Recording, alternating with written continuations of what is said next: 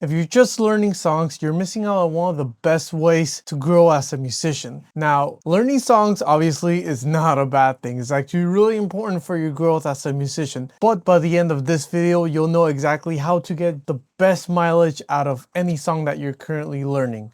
Now, the thing is that learning a song by itself won't necessarily deepen your knowledge of music. And by that, I mean that when you learn how to play a song, you don't necessarily get right away how it's working, how are the inner workings of the song, what scales is the song using, what progressions they use, how are the progressions working together in tandem to create that sound that you love. All this is really important to getting the best out of the song because music is built from patterns that you can break down. That's kind of what music theory is at the end of the day. It's how we understand music. It's putting a name to the sounds so we can recognize them and reconstruct it and use it to our advantage to express what we want to say. And if you're not aware of those patterns and how they're working together, then how can you get the most mileage out of that? How can you incorporate those sounds into your own songs, into your own solos, into your own improvisations? And that's why it's so important for you to not only know music theory, but to use it actively to understand what you're learning, the songs that you're learning, and how they work, so you can incorporate some of that into your own sound.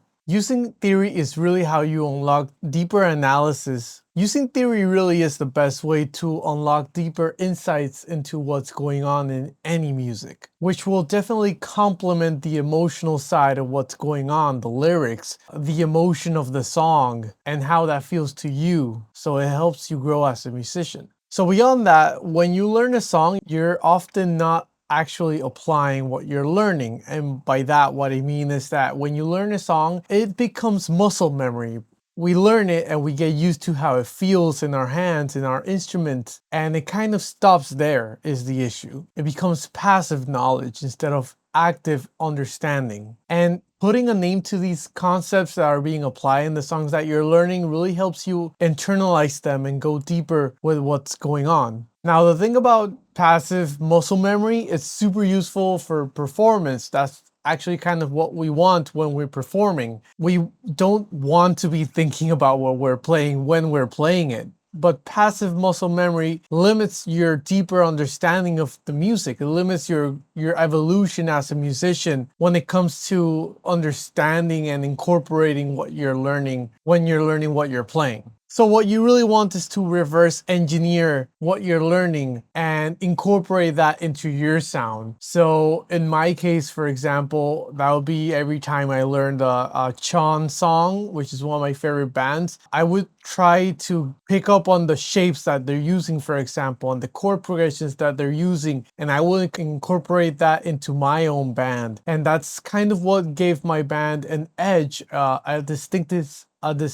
sound, if you will, a musical personality, which has really helped us to grow as musicians and really separate ourselves from the pack. And obviously that has brought some attention to our band, which is great, of course. And the thing about it is that without theory, you can't really understand on a deeper level what's going on. Yeah, you'll know the shapes and you'll know how to play them and you'll get used to it eventually, hopefully, but you won't be able to go deeper with those shapes. You won't be able to understand what's trying to do and how it interacts all together. The thing that a lot of people say is that music theory kind of kills creativity, or that it's boring, or that it's too difficult or too obtuse. And yeah, it is kind of a bit of a long process, but it's an incredibly rewarding one, because the more knowledge that you pile on top, the more everything starts making sense and you start to understand why they picked those chords, those progressions, and how that feeds into the mood of the song and why you like it so much. You start to pick up patterns and things that you like. In my case, I picked up early on that I really loved the Lydian mode, for example, and I use it constantly in my music. It's become a tool for me when I want to express a certain sound, a certain mood, and that's so incredibly powerful for you to have that tool at your disposal, readily available for you to use. So remember,